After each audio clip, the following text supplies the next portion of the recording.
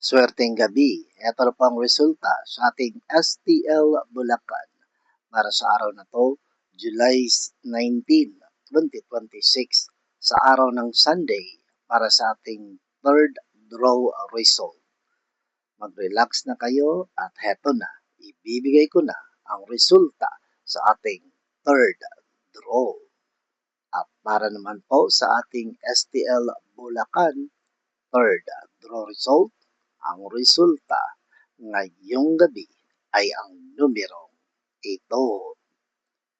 Iwasan natin makipagkaibigan sa mga taong tamad, mga ka-STL, dahil ang tamad ay nakakahawa.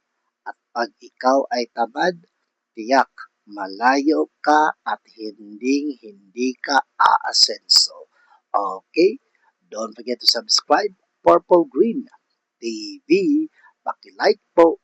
Thank you.